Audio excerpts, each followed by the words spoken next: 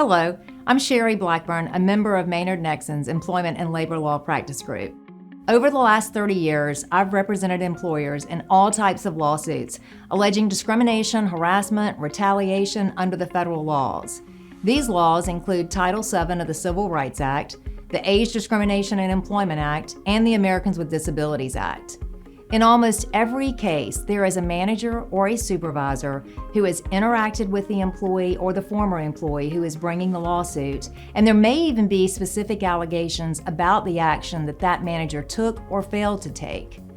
The manager ends up being a witness in the case and will be asked in a deposition or at trial to explain the actions that he or she took on behalf of the employer. One of the most important things that an employer can do is to provide adequate training to its managers so that they will understand the company's obligations under the federal discrimination laws, because often the manager is the primary person who is communicating with the employee.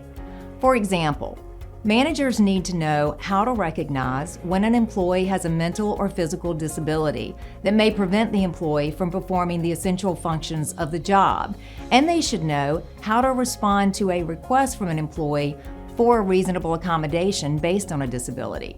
The Americans with Disabilities Act requires that an employer engage in an interactive discussion with a disabled employee who needs an accommodation.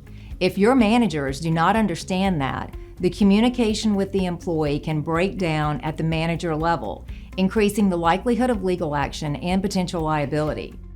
Managers also need to understand what type of action may constitute discrimination, harassment, or retaliation under the federal laws. Title VII of the Civil Rights Act prohibits discrimination based on race, sex, national origin, religion, sexual orientation, and gender identity. The Age Discrimination in Employment Act protects employees who are 40 and older from discrimination, harassment, and retaliation.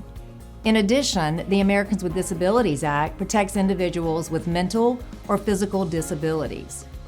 Most employers know the importance of providing training on sexual harassment, but they also need to ensure that managers know how to recognize discrimination or harassment based on all the protected classes that I've mentioned, not just sexual harassment.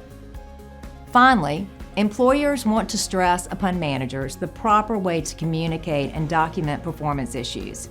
When an employee alleges an adverse employment action based on a protected class, whether it be gender, age, or disability, or on any of the other protected classes, the action may be the result of performance issues.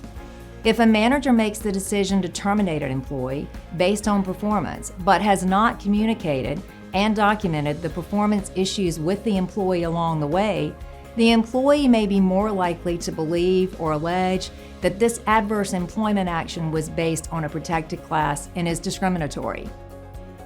Even if your business has a strong human resources department, there will be some issues that never make it to HR without strong managers who are properly trained on the company's obligations under the law. So when making a checklist of things you need to do in the best interest of your company, make sure you include proper training of your managers. Our team at Maynard Nexen stands ready to help.